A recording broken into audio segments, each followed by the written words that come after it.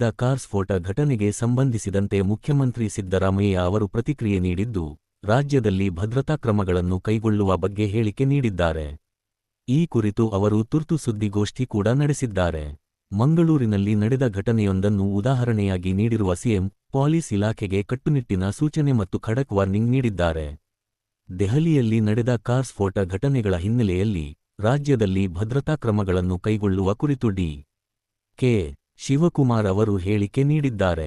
ಇಂತಹ ಘಟನೆಗಳು ಎಲ್ಲಿ ನಡೆದರೂ ನಾವು ಜಾಗೃತರಾಗಿರಬೇಕು ಎಂದು ತಿಳಿಸಿದ್ದಾರೆ. ಅವರ ಇತ್ತೀಚಿನ ದೆಹಲಿ ಭೇಟಿಯು ವೈಯಕ್ತಿಕ ಕೆಲಸಗಳಿಗಾಗಿ ಆಗಿತ್ತು ಮತ್ತು ಇದರಲ್ಲಿ ಯಾವುದೇ ರಾಜಕೀಯ ಉದ್ದೇಶಗಳಿಲ್ಲ ಎಂದು ಕೆಪಿಸಿಸಿ ಕಾರ್ಯಾಧ್ಯಕ್ಷ ಸಲೀಂ ಅಹ್ಮದ್ ಸ್ಪಷ್ಟಪಡಿಸಿದ್ದಾರೆ. ಈ ಕುರಿತು ಹರಡಿದ್ದ ಊಹಾಪೋಹಗಳಿಗೆ ತೆರೆಬಿದ್ದಿದೆ. ಮತ ಕಳ್ಳತನ ದ ವಿರುದ್ಧದ ಸಹಿ ಸಂಗ್ರಹ ಅಭಿಯಾನದ ಬಗ್ಗೆ ಹೈಕಮಾಂಡ್ಗೆ ವರದಿ ನೀಡುವುದಾಗಿ ಅವರು ಈ ಹಿಂದೆ ತಿಳಿಸಿದ್ದರು. ಈ ಅಭಿಯಾನದಲ್ಲಿ ಸಕ್ರಿಯವಾಗಿ ಪಾಲ್ಗೊಳ್ಳದ ಪಕ್ಷದ ಮುಖಂಡರ ವಿರುದ್ಧ ಕಠಿಣ ಕ್ರಮ ಕೈಗೊಳ್ಳಲು ಎಐಸಿಸಿ ಸೂಚಿಸಿದೆ ಎಂದು ಅವರು ಹೇಳಿದ್ದರು.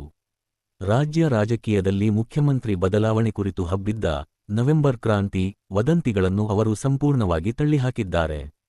2028ರಲ್ಲಿ ಕಾಂಗ್ರೆಸ್ ಮತ್ತೆ ಅಧಿಕಾರಕ್ಕೆ ಬಂದಾಗ ಮಾತ್ರ ನಿಜವಾದ ಕ್ರಾಂತಿ ನಡೆಯಲಿದೆ ಎಂದು ಅವರು ಹೇಳಿದ್ದಾರೆ.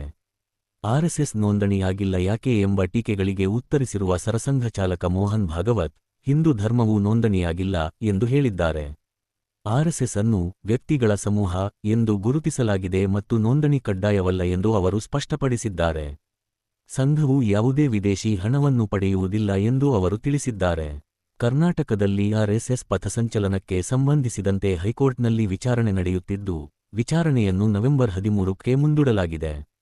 ಈ ವಿಷಯದಲ್ಲಿ ಕಾಂಗ್ರೆಸ್ ಮತ್ತು ಬಿಜೆಪಿ ನಡುವೆ ಮಾತಿನ ಸಮರ ನಡೆಯುತ್ತಿದೆ. ದೆಹಲಿಯ ಕೆಂಪುಕೋಟೆ ಸಮೀಪ ನಡೆದ ಭೀಕರ ಕಾರು ಸ್ಫೋಟ ಪ್ರಕರಣದ ತನಿಖೆಯನ್ನು ರಾಷ್ಟ್ರೀಯ ತನಿಖಾ ದಳ (NIA) ವಹಿಸಿಕೊಂಡಿದೆ. ಇದು ಭಯೋತ್ಪಾದಕ ದಾಳಿಯ ಶಂಕೆ ವ್ಯಕ್ತವಾಗಿರುವುದರಿಂದ ತನಿಖೆ ತೀವ್ರಗೊಂಡಿದೆ. ಘಟನೆಗೆ ಸಂಬಂಧಿಸಿದಂತೆ ಹರಿಯಾಣದ ಫರೀದಾಬಾದ್ನಲ್ಲಿ 8 ಜನರನ್ನು ಬಂಧಿಸಲಾಗಿದೆ. ಬಂಧಿತರಿಗೆ ಉಗ್ರ ಸಂಘಟನೆಗಳ ಜೊತೆ ಸಂಪರ್ಕವಿರುವ ಬಗ್ಗೆ ಮಾಹಿತಿ ಲಭ್ಯವಾಗಿದೆ. ಸಸ್ಫೋಟಗೊಂಡ I-20 ಕಾರಿನ ಬಗ್ಗೆ ಆಘಾತಕಾರಿ ಮಾಹಿತಿಗಳು ಹೊರಬಿದ್ದಿವೆ. ಕಾರು ಫರೀದಾಬಾದ್ನಿಂದ ದೆಹಲಿಗೆ ಬಂದ 11 ಗಂಟೆಗಳ ಪ್ರಯಾಣದ ವಿವರಗಳನ್ನು ಪೊಲೀಸರು ಪತ್ತೆಹಚ್ಚಿದ್ದಾರೆ. ದೆಹಲಿ ಸ್ಫೋಟದ ಹಿನ್ನೆಲೆಯಲ್ಲಿ ಕರ್ನಾಟಕ ಸೇರಿದಂತೆ ದೇಶದ ಎಲ್ಲಾ ರಾಜ್ಯಗಳಲ್ಲೂ ಹೈ ಅಲರ್ಟ್ ಘೋಷಿಸಲಾಗಿದೆ. ವಿಮಾನ ನಿಲ್ದಾಣಗಳು, ರೈಲು ನಿಲ್ದಾಣಗಳು ಮತ್ತು ಸೂಕ್ಷ್ಮ ಪ್ರದೇಶಗಳಲ್ಲಿ ಭದ್ರತೆ ಹೆಚ್ಚಿಸಲಾಗಿದೆ. ದೆಹಲಿಯಲ್ಲಿ ನಡೆದ ಕಾರು ಸ್ಫೋಟದ ಘಟನೆ ಬಗ್ಗೆ ಜಿ. ಪರಮೇಶ್ವರ ಪ್ರತಿಕ್ರಿಯಿಸಿದ್ದು, ರಾಜ್ಯದಲ್ಲಿ ಭದ್ರತೆಯನ್ನು ಹೆಚ್ಚಿಸಲು ಸೂಚಿಸಿದ್ದಾರೆ ಮತ್ತು ಕೇಂದ್ರದೊಂದಿಗೆ ಸಹಕರಿಸುವುದಾಗಿ ತಿಳಿಸಿದ್ದಾರೆ.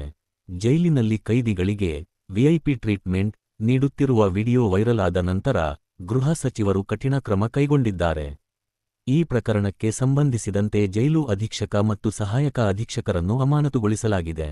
ಮೊದಲ ಬಾರಿಗೆ ಜೈಲಿನ ಮುಖ್ಯ ಅಧೀಕ್ಷಕರಾಗಿ ಐಪಿಎಸ್ ಅಧಿಕಾರಿಯನ್ನು ಅಂಶು ಕುಮಾರ್ ನೇಮಕ ಮಾಡಿದ್ದಾರೆ. ಜೈಲುಗಳ ಕಾರ್ಯವೈಖರಿಯನ್ನು ಪರಿಶೀಲಿಸಲು ಉನ್ನತ ಮಟ್ಟದ ಸಮಿತಿಯನ್ನು ರಚಿಸುವುದಾಗಿ ಜಿ. ಪರಮೇಶ್ವರ ಘೋಷಿಸಿದ್ದಾರೆ. ಮೂಲಭೂತ ಸೌಕರ್ಯ ಕಾಮಗಾರಿಯಲ್ಲಿ 250 ಕೋಟಿ ರೂಪಾಯಿ ಅವ್ಯವಹಾರ ನಡೆದಿದೆ ಎಂಬ ಆರೋಪದ ಮೇಲೆ ಲೋಕಾಯುಕ್ತ ಅಧಿಕಾರಿಗಳು ಜಿಬಿಎ ಕಚೇರಿ ಮೇಲೆ ದಾಳಿ ನಡೆಸಿದ್ದಾರೆ ಎಂಬ ಸುದ್ದಿ ಇತ್ತೀಚೆಗೆ ವರದಿಯಾಗಿದೆ. ಬೆಂಗಳೂರಿನಲ್ಲಿ ಕಸದ ಸಮಸ್ಯೆ ನಿವಾರಿಸಲು ಜಿಬಿಎ ಹೊಸ ಅಭಿಯಾನವನ್ನು ಪ್ರಾರಂಭಿಸಿದೆ. ಸಾರ್ವಜನಿಕರು ಕಸ ಎಸೆಯುವ ವಿಡಿಯೋ ಕಳುಹಿಸಿದರೆ 250 ರೂಪಾಯಿ ಬಹುಮಾನ ನೀಡುವುದಾಗಿ ಘೋಷಿಸಿದೆ. ಪೂರ್ಣವಿರಾಮ.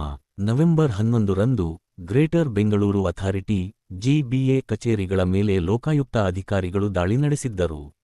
ಇದು ಮುನಿರತ್ನ ಪ್ರತಿನಿಧಿಸುವ ರಾಜರಾಜೇಶ್ವರಿ ನಗರ, ಆರ್ಆರ್ ನಗರ ಕ್ಷೇತ್ರದ ಕಾಮಗಾರಿಗಳಿಗೆ ಸಂಬಂಧಿಸಿದಂತೆ ನಡೆದಿದೆ ಎನ್ನಲಾಗಿದ್ದು, ಈ ಕುರಿತು ತನಿಖೆ ನಡೆಯುತ್ತಿದೆ. ಕಳೆದ ತಿಂಗಳು ಅಕ್ಟೋಬರ್ 12 ನಡೆದ ಬೆಂಗಳೂರು ನಡಿಗೆ ಕಾರ್ಯಕ್ರಮದಲ್ಲಿ ಉಪಮುಖ್ಯಮಂತ್ರಿ ಡಿ. ಕೆ. ಶಿವಕುಮಾರ್ ಮತ್ತು ಮುನಿರತ್ನ ನಡುವೆ ವೇದಿಕೆಯಲ್ಲೇ ಹೈಡ್ರಾಮಾ ನಡೆದಿತ್ತು. ಮುನಿರತ್ನ ಅವರು ಮೈಕ್ ಕಿತ್ತುಕೊಂಡು ಅಸಮಾಧಾನ ವ್ಯಕ್ತಪಡಿಸಿದ್ದರು. ಈ ಘಟನೆ ರಾಜಕೀಯ ವಲಯದಲ್ಲಿ ತೀವ್ರ ಚರ್ಚೆಗೆ ಗ್ರಾಸವಾಗಿತ್ತು.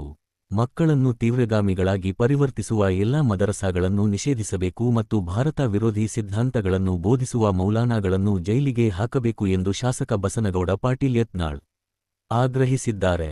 ಭಯೋತ್ಪಾದಕರು ಮತ್ತು ಅವರ ಪರಿಸರ ವ್ಯವಸ್ಥೆಯ ವಿರುದ್ಧ ಮೃದು ನಿಲುವು ಹೊಂದಿರುವ ರಾಜಕಾರಣಿಗಳು, ಪತ್ರಕರ್ತರು ಮತ್ತು ಸಾಹಿತಿಗಳ ಮೇಲೆ 24/7 ಕಣ್ಗಾವಲು ಇಡಬೇಕು ಎಂದು ಯತ್ನಾಳ್ ಹೇಳಿದ್ದಾರೆ.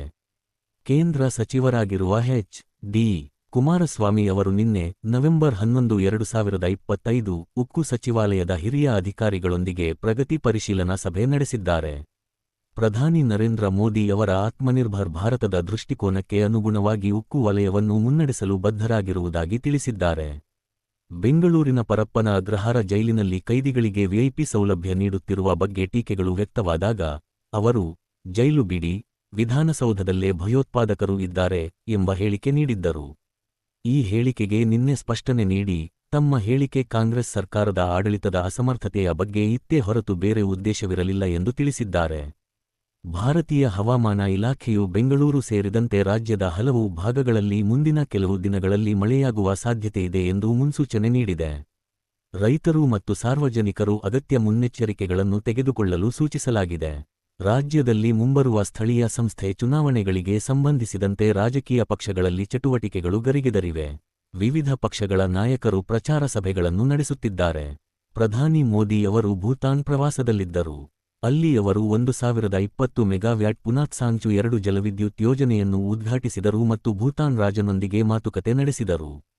ದೆಹಲಿಯ ಕೆಂಪುಕೋಟೆ ಬಳಿ ನಡೆದ ಕಾರು ಸ್ಫೋಟದ ಬಗ್ಗೆ ಅವರು ದುಃಖ ವ್ಯಕ್ತಪಡಿಸಿದ್ದಾರೆ.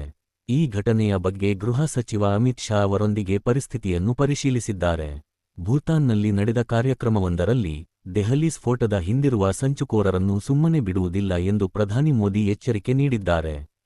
ರಾಜ್ಕುಮಾರ್ ಕುಟುಂಬದ ಹಿರಿಯ ನಟ ರಾಘವೇಂದ್ರ ರಾಜ್ಕುಮಾರ್ ಅವರ ಆರೋಗ್ಯದ ಬಗ್ಗೆ ಇತ್ತೀಚೆಗೆ ಆತಂಕ ವ್ಯಕ್ತವಾಗಿತ್ತು. ಅವರು ಆಸ್ಪತ್ರೆಯಿಂದ ಡಿಸ್ಚಾರ್ಜ್ ಆಗಿದ್ದು, ಅವರ ಆರೋಗ್ಯ ಸುಧಾರಿಸುತ್ತಿದೆ ಎಂಬ ಸುದ್ದಿ ಅಭಿಮಾನಿಗಳಿಗೆ ನೆಮ್ಮದಿ ತಂದಿದೆ. ಉಪೇಂದ್ರ ಅಭಿನಯದ ಉಪೇಂದ್ರ ಚಿತ್ರಕ್ಕೆ ಸಂಬಂಧಿಸಿದಂತೆ ಕನ್ನಡಪರ ಹೋರಾಟಗಾರರು ಎಂದು ಹೇಳಿಕೊಳ್ಳುವ ಕೆಲವರು ವಿವಾದ ಸೃಷ್ಟಿಸಿದ್ದರು. ನಟ ಚೇತನ್ ಈ ವಿಷಯದಲ್ಲಿ ಮಧ್ಯಪ್ರವೇಶಿಸಿ ಉಪೇಂದ್ರ ಪರವಾಗಿ ಮಾತನಾಡಿದ್ದರು.